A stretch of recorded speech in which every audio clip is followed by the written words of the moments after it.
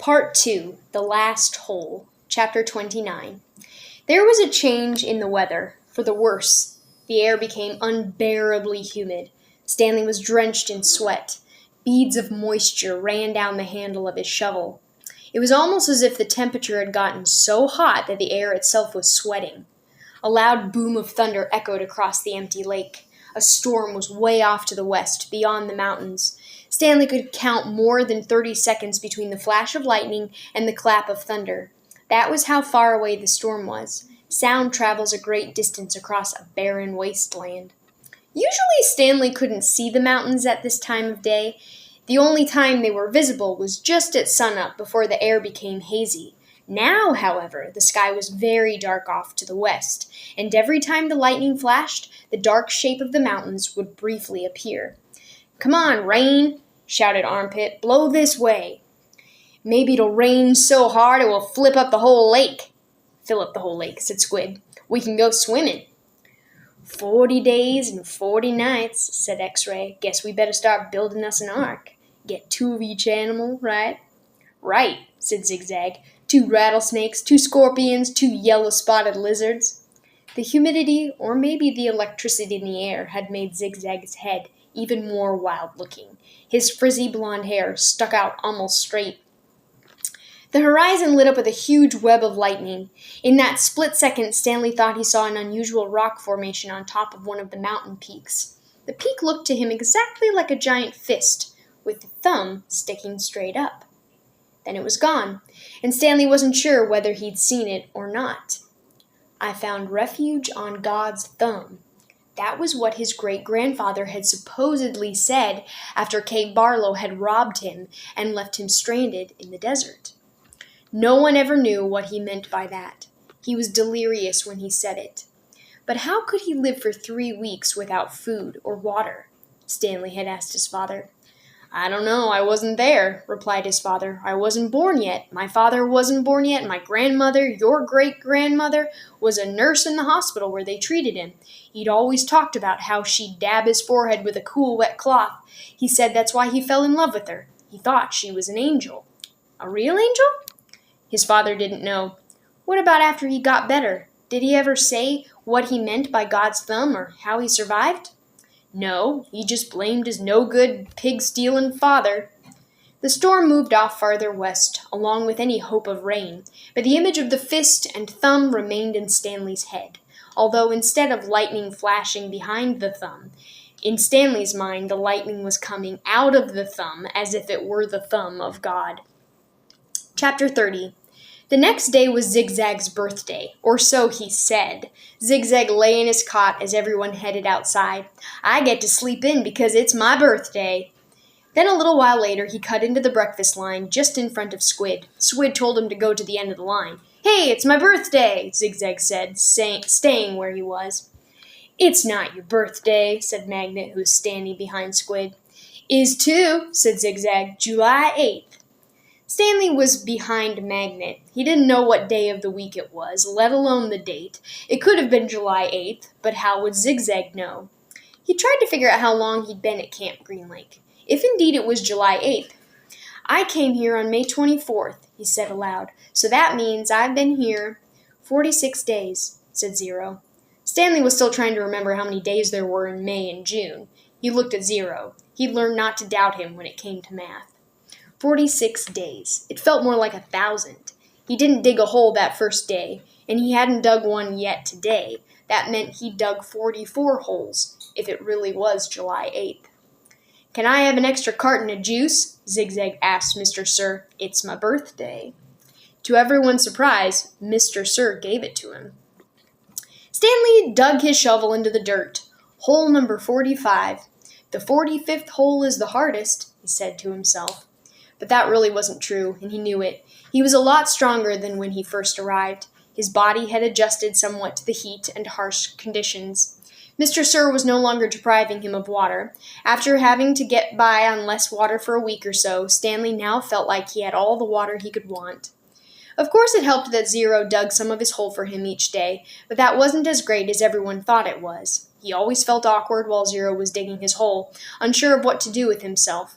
Usually he stood around a while before sitting off by himself on the hard ground, with the sun beating down on him. It was better than digging, but not a lot better. When the sun came up a couple hours later, Stanley looked for the thumb of God. The mountains were little more than dark shadows on the horizon. He thought he could make out a spot where the top of one mountain seemed to jut upward, but it didn't seem very impressive.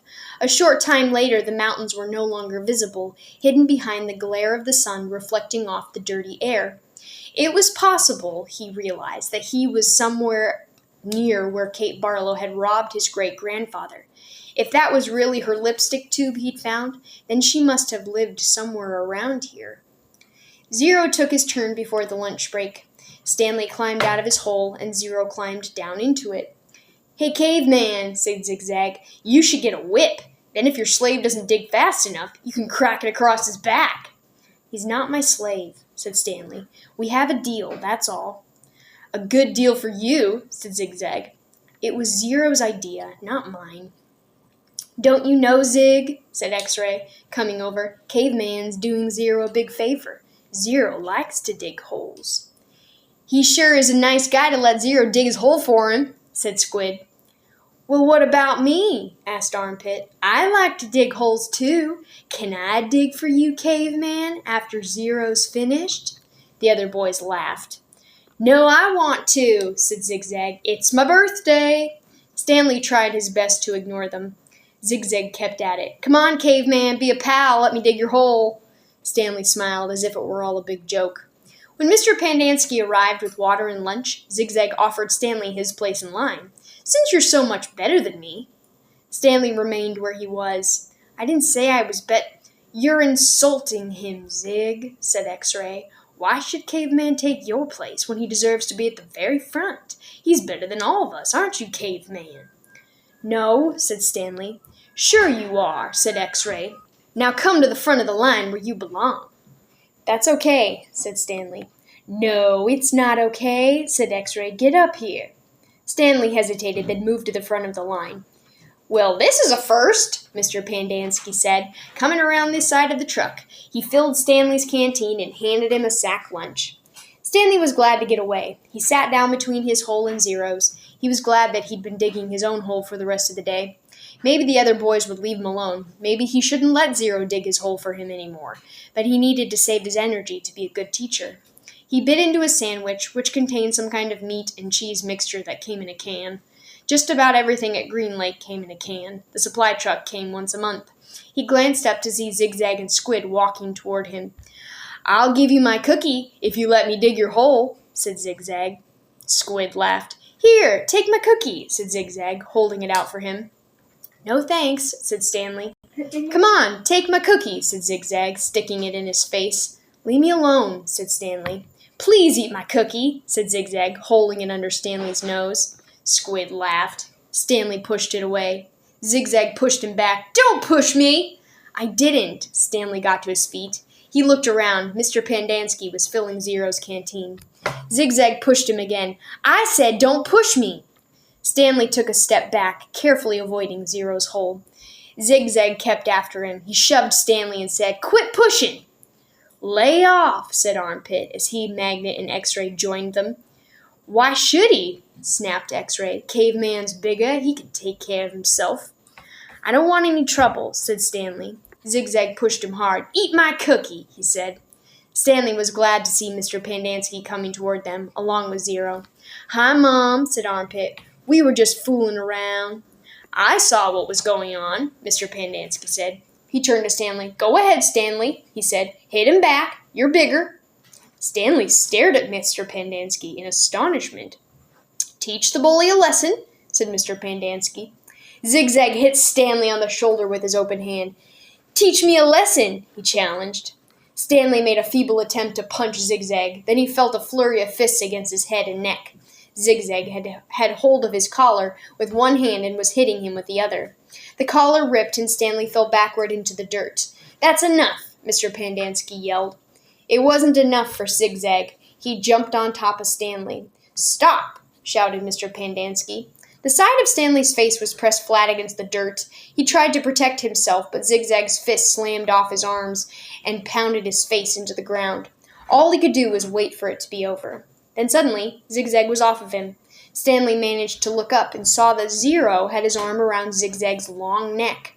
Zigzag made a gagging sound as he desperately tried to pry Zero's arm off of him. "You're gonna kill him!" shouted Mr. Pandansky. Zero kept squeezing. Armpit charged into them, freeing Zigzag from Zero's chokehold. The three boys fell to the ground in different directions. Mr. Pandansky fired his pistol into the air. The other counselors came running from the office, the tents, or out on the lake. They had their guns drawn, but holstered them when they saw the trouble was over. The warden walked over from her cabin. "There was a riot," Mr. Pandansky told her. "Zero almost strangled Ricky." The warden looked at Zigzag, who was still stretching and massaging his neck. Then she turned her attention to Stanley, who was obviously in the worst condition. "What happened to you?" "Nothing. It wasn't a riot." "Ziggy was beating up the caveman," said Armpit. "Then Zero started choking Zigzag, and I had to pull Zero off Zigzag. It was all over before Mom fired his gun." "They just got a little hot, that's all," said X-Ray. "You know how it is in the sun all day. People get hot, right, but everything's cool now." "I see," said the warden. She turned to Zigzag. "What's the matter? Did you get a puppy for your birthday?" "Didn't you get a puppy for your birthday?" "Zig's just a little hot," said X-Ray. "Out in the sun all day, you know how it is, the blood starts to boil." "Is that what happened, Zigzag?" asked the warden. "Yeah," said Zigzag. "Like X-Ray said, working so hard in the hot sun, while Caveman just sits around doing nothing, my blood boiled." "Excuse me," said the warden. "Caveman digs his holes just like everyone else." Zigzag shrugged. "Sometimes." "Excuse me." "Zero's been digging part of Caveman's hole every day," said Squid. The warden looked from Squid to Stanley to Zero. "I'm teaching him to read and write," said Stanley. "It's sort of a trade. The hole still gets dug, so what does it matter who digs it?" "Excuse me," said the warden. "Isn't it more important for him to learn to read?" Stanley asked. "Doesn't that build character more than digging holes?" "That's his character," said the warden. "What about your character?" Stanley raised and lowered one shoulder. The warden turned to Zero. "Well, Zero, what have you learned so far?" Zero said nothing. "Have you just been digging Caveman's hole for nothing?" the warden asked him. "He likes to dig holes," said Mr. Pandansky. "Tell me what you learned yesterday," said the warden. "Surely you can remember that." Zero said nothing. Mr. Pandansky laughed. He picked up a shovel and said, "You might as well try to teach the shovel to read. It's got more brains than Zero." "The at sound," said Zero. "The at sound?" repeated the warden. "Well then, tell me, what does C-A-T spell?" Zero glanced around uneasily. Stanley knew he knew the answer. Zero just didn't like answering questions. "Cat," Zero said. Mr. Pandansky clapped his hands. "Bravo! Bravo! The boy's a genius!" "F-A-T?" asked the warden. Zero thought a moment. Stanley hadn't taught him the F sound yet. "F," Zero whispered. "F-fat, fat." "How about H-A-T?" asked the warden. Stanley hadn't taught him the H sound either. Zero concentrated hard, then said, "Chat." All the counselors laughed. "He's a genius, all right," said Mr. Pandansky. "He's so stupid he doesn't even know he's stupid." Stanley didn't know why Mr. Pandansky seemed to have it in for Zero. If Mr. Pandansky only thought about it, he'd realize it was very logical for Zero to think that the letter H made the ch sound. "Okay, from now on I don't want anyone digging or in anyone else's hole," said the warden, "and no more reading lessons." "I'm not digging another hole," said Zero. "Good," said the warden. She turned to Stanley. "You know why you're digging holes? Because it's good for you. It teaches you a lesson. If Zero digs your hole for you, then you're not learning your lessons, are you?" "I guess not," Stanley mumbled. Although he knew they weren't digging just to learn a lesson, she was looking for something that belonged to Kissin' Kate Barlow. "Why can't I dig my hole but still teach Zero to read?" he asked. "What's wrong with that?"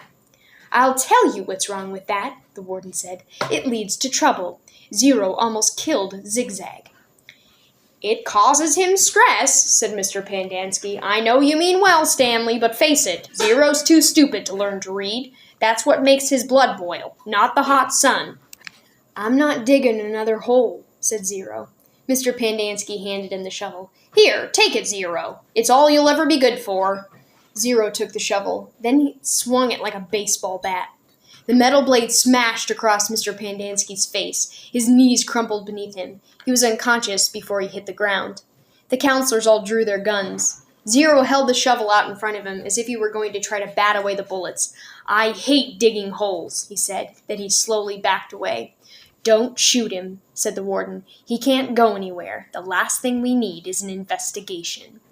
Zero kept backing up, out past the cluster of holes the boys had been digging, then farther and farther out onto the lake. "He's going to have to come back for water," the warden said. Stanley noticed Zero's canteen lying on the ground near his hole. A couple of the counselors helped Mr. Pandansky to his feet and into the truck. Stanley looked out toward Zero, but he had disappeared into the haze. The warden ordered the counselors to take turns guarding the shower room and rec room all day and all night. They were not to let Zero drink any water. When he returned, he was to be brought directly to her. She examined her fingernails and said, "It's almost time for me to paint my nails again." Before she left, she told the 6 remaining members of Group D that she still expected 7 holes. Chapter 31. Stanley angrily dug his shovel into the dirt. He was angry at everyone, Mr. Pandansky, the warden, Zigzag, X-Ray, and his no-good, dirty, rotten, pig-stealing great-great-grandfather. But mostly he was angry at himself. He knew he never should have let Zero dig part of his hole for him. He still could have taught him to read. If Zero could dig all day and still have the strength to learn, then he should have been able to dig all day and still have the strength to teach. What should he do, he thought? What he should do, he thought, was go out after Zero, but he didn't. None of the others helped him dig Zero's hole, and he didn't expect them to. Zero had been helping him dig his hole. Now he had to dig Zero's. He remained out on the lake, digging during the hottest part of the day, long after everyone else had gone in. He kept an eye out for Zero, but Zero didn't come back. It would have been easy to go out after Zero. There was nobody to stop him. He kept thinking that's what he should do. Maybe they could climb to the top of Big Thumb. But if it wasn't too far away, and if it was really the same place where his great-grandfather found refuge, and if, after 100 years or so, water was still there. It didn't seem likely, not when an entire lake had gone dry. And even if they did find refuge on Big Thumb, he thought, they'd still have to come back here eventually. Then they'd both have to face the warden and her rattlesnake fingers. Instead, he came up with a better idea. Although he didn't have it quite all figured out yet, he thought that maybe he could make a deal with the warden. He'd tell her where he really found the gold tube if she wouldn't scratch Zero. He wasn't sure how he'd make this deal without getting himself in deeper trouble. She might just say, "Tell me where you found it or I'll scratch you too." Plus, it would mean X-Ray would get in trouble too. She'd probably scratch him up as well. X-Ray would be out to get him for the next 16 months. He dug his shovel into the dirt. By the next morning, Zero still hadn't returned. Stanley saw one of the counselors sitting guard by the water spigot outside the shower wall. Mr. Pandansky had 2 black eyes and a bandage over his nose. "I always knew he was stupid," Stanley heard him say. Stanley was required to dig only 1 hole the next day. As he dug, he kept a constant watch out for Zero, but never saw him. Once again, he considered going out onto the lake to look for him, but he began to realize that it was already too late. His only hope was that Zero had found God's thumb on his own. It wasn't impossible. His great-grandfather had found it. For some reason, his great-grandfather had felt the urge to climb to the top of that mountain. Maybe Zero would feel the same urge. If it was the same mountain, if water was still there. He tried to convince himself it wasn't impossible. There had been a storm just a few days ago. Maybe Big Thumb was actually some kind of natural water tower that caught and stored rain. It wasn't impossible. He returned to his tent to find the warden, Mr. Sir, and Mr. Pandansky all waiting for him. "Have you seen Zero?" the warden asked him. "No." "No sign of him at all?" "No." "Do you have any idea where he went?" "No." You know you're not doing him any favors if you're lying, said Mr. Sir. He can't survive out there for more than a day or two. I don't know where he is. All three stared at Stanley as if they were trying to figure out if he was telling the truth. Mr. Pandansky's face was so swollen he could barely open his eyes. They were just slits. You sure he has no family? The warden asked Mr. Pandansky. He's a ward of the state, Mr. Pandansky told her. He was living on the streets when he was arrested. Is there anyone who might ask questions? Some social worker who took an interest in him? He had nobody, said Mr. Pandansky. He was nobody. The warden thought a moment. Okay, I want you to destroy all his records. Mr. Pandansky nodded. He was never here, said the warden. Mr. Sir nodded. Can you get into the state files from our computer? She asked Mr. Pandansky. I don't want anyone in the AG's office to know he was here. I don't think I can erase him completely from all the state files, said Mr. Pandansky. Too many cross-references, but I can make it so it would be very difficult for anyone to ever find a record of him. Like I said, though no one will ever look. No one cares about Hector Zeroni. Good, said the warden.